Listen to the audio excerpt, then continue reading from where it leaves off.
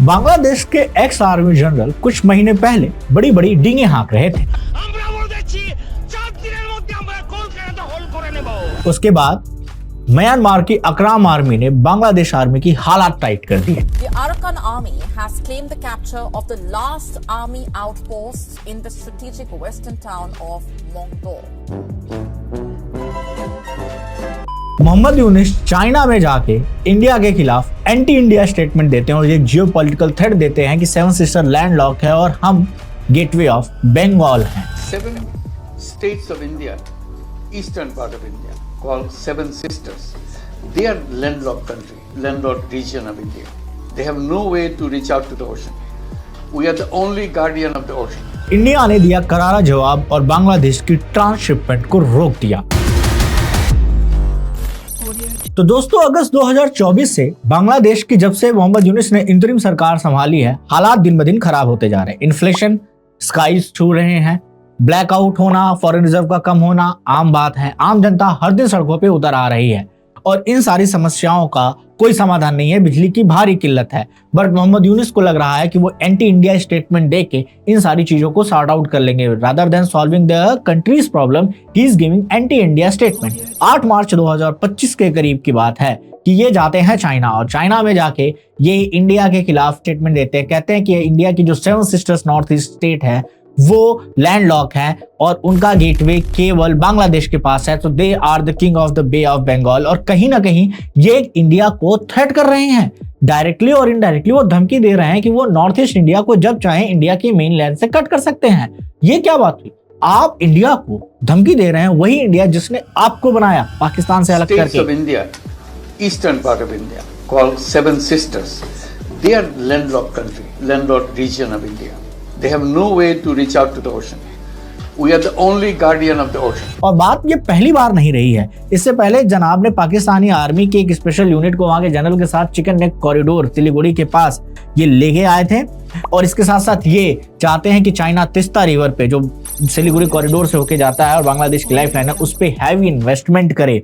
और इस बात को लाइटली नहीं लेना चाहिए। सिलीगुड़ी कॉरिडोर जियोपॉलिटिकल रीजन से इंडिया की स्ट्रेटेजिक लोकेशन से हमेशा एक वीक पॉइंट रहा है और इंडियन गवर्नमेंट हो या विपक्ष हो इसको लेके ऑलवेज कंसर्न रही है। इसकी सिक्योरिटी को लेके इंडियन आर्मी ऑलवेज कंसर्न रही है। चाइना की आइज ऑलवेज चंबी वैली पे रही हैं जो सिलीगुड़ी कॉरिडोर से केवल 45 किलोमीटर की दूरी पे है। लेकिन now Yunus wants inviting Chinese to investment in a sensitive area. It is more than just a economic desperation.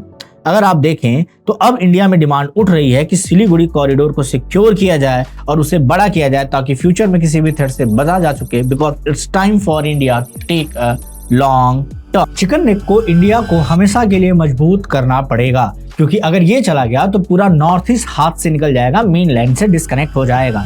Younis कोशिश कर रहे हैं कि बांग्लादेश को चाइना से कुछ फायदा मिल जाए। इसके लिए कभी वो सिलीगुड़ी कॉरिडोर के पास इन्वेस्टमेंट मांगते हैं, कभी तिस्ता रिवर पे मांगते हैं, कभी चिटगांव पे इन्वेस्टमेंट मांगते हैं। और इससे पहले यूनुस से पहले शेख हसीना भी जाके भीख मांग चुके हैं। But China is not even interested a single percent because उनको पता है कि ये बंदा टोटल कठपुतली है। आज ट्रम्प वापस आ गए हैं तो ये चाइना के पास आ गया है और चाइना के अपने अपने बड़े रीजन है इन्वेस्टमेंट के। वो ऐसी छोटी मोटी बातों में फंसने वाला नहीं है। कल को जैसे डेमोक्रेट्स आएंगे ये फिर से भाग जाएगा अमेरिका के पास। तो he is a puppet, nothing else. और यूनिस को लगता है कि वो दोनों को मूर्ख बना लेंगे, चाइना को भी, अमेरिका को भी और इंडिया को भी वो मूर्ख बनाने में आगे हैं, ऐसा उनको लगता है और इस बड़ी गलतफहमी में वो जी रहे हैं। अब अगर आप ध्यान से देखेंगे तो शायद उनको पता नहीं है कि इंडिया ने पाकिस्तान के साथ क्या किया। पाकिस्तान के हालात आज देखिए, हर दिन चौथे दिन IMF के पास बेल आउट को पहुंचते हैं, भीख मांग रहे हैं, आटे के रेट देख आप चकरा जाएंगे पाकिस्तान में। आतंकवाद का वो हाल है, अफगानिस्तान ने बैंड बजा रखी है पाकिस्तान की।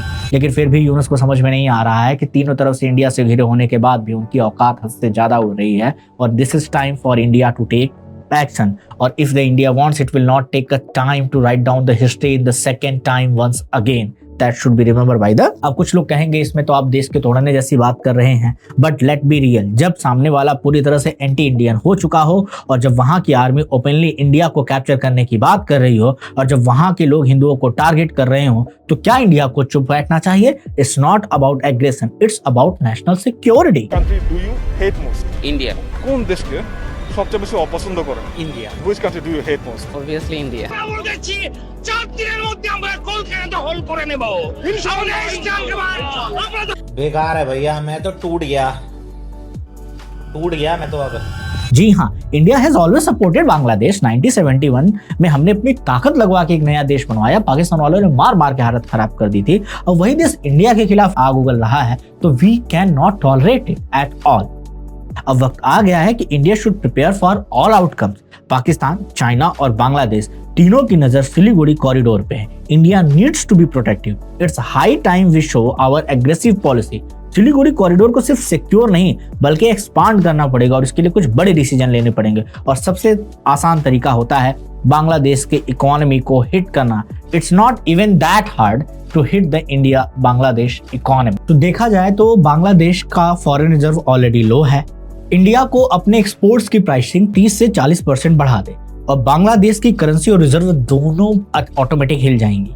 इसके अलावा अगर वो चीजें जो बांग्लादेश हैवली इंडिया से इंपोर्ट करता है, जैसे food, medicine, steel, petroleum, electronic, plastic, इन सबकी कॉस्ट अगर एकदम से शूट हो जाएगी तो सब माइट से कि हम चाइना या किसी और कंट्री से भी वो ले लेंगे। लेकिन भाई लॉजिस्टिक कॉस्ट समझते हो, इंडिया से माल ढुलाई सस्ती पड़ती है, दूसरे देश से लाओगे तो सी पोर्ट का खर्चा, शिपिंग कॉस्ट, हैंडलिंग सब जुड़कर ओवरऑल इन्फ्लेशन बढ़ा देगा, और इन्फ्लेशन ऑलरेडी बांग्लादेश में बहुत हाई है।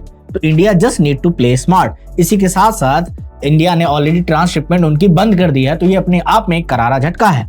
फिर यूनिस ने जो बोला था कि north east India is a landlock, उन्हें ये भी समझना जरूरी होगा कि बांग्लादेश भी इंडिया से लैंडलॉक्ड है, और India can also play the water diplomacy. Teesta river जो बांग्लादेश की एग्रीकल्चर की बैकबोन है, अगर इंडिया ने उस पे पानी रोक दिया या वाटर ट्रीटी को डिले कर दिया, वैसे भी बांग्लादेश आरोप लगाता है फ्लड का इंडिया पे, तो वाटर ट्रीटी को हम डिले कर सकते हैं। इलेक्ट्रिसिटी एक बहुत बड़ा कार्ड है। बांग्लादेश की मैक्सिमम इंडस्ट्रीज की यूनिट की इलेक्ट्रिसिटी इंडिया से जाती है। That supply can be slow और स्टॉप इफ नीडेड। इस ब्लैकआउट से जो प्रेशर बनेगा उसे इग्नोर नहीं किया जा सकता। इसी के साथ साथ इंडिया ने ऑलरेडी S-400 अपने मिलिट्री की यूनिट सिलीगुड़ी कॉरिडोर पे, इसके साथ साथ ब्रह्मोस में मिसाइल और अपने लड़ाकू विमान ऑलरेडी वहां डिप्लॉय कर दिए हैं हैवली, जो कि ऑलरेडी बांग्लादेश की आर्मी का सर चकराने के लिए काफी है। इसी के साथ साथ अगर देखा जाए तो रंगपुर रीजन को हमें कैप्चर कर लेना चाहिए। Not only solve this chicken neck problem, बल्कि इलीगल बांग्लादेशी माइग्रेंट्स को रीलोकेट करने का भी एक मौका बन जाएगा। जी हाँ, चिटगोंग रीजन की बात करें जिस पर इंडिया और चाइना दोनों की नजर है, उसे भी सेफ गार्ड करना जरूरी होगा, specially to provide a safe homeland for Bangladeshi Hindus. Right now Bangladesh is in a full blow political mess. Student का फेथ यूनिस से हट रहा है, आर्मी ऑलरेडी उनके साथ खड़ी नहीं है, और पॉलिटिकल पार्टीज भी उनके खिलाफ होती जा रही हैं। एक्चुअली यूनुस कहीं ना कहीं पावर में बने रहना चाहते हैं, और इंडिया को टारगेट करके वो लोगों का ध्यान भटका रहे हैं। ये कई सारे कंट्रीज की पॉलिटिक्स रही है इंडिया के पड़ोसियों की।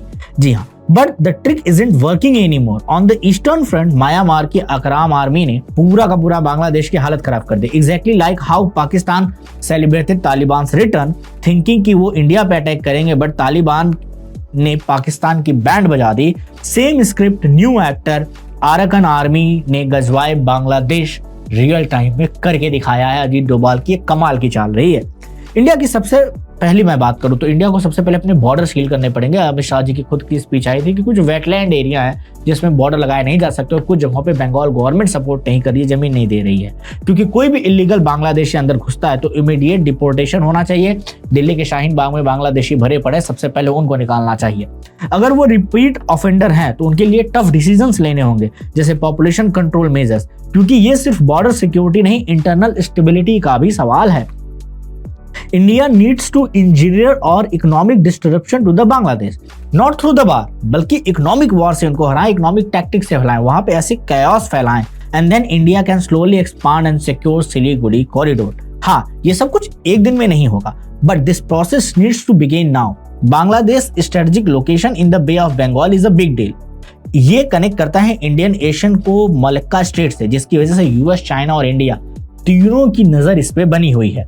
तो यूनिस को पपेट बना के यूएस ने ऑलरेडी अपना पॉन सेट कर दिया है, बल्कि चाइना साइलेंटली अपनी पोजीशनिंग बढ़ा रहा है। लेकिन अगर इंडिया की सोचा जाए तो अगर आज नहीं सोचेगी इंडिया तो कल बहुत देर हो जाएगी। चिटगोंग, सेंट मार्टिन आइलैंड, ये सिर्फ मैप्स की बातें नहीं रह गई, they are the new hot zone of the global power play.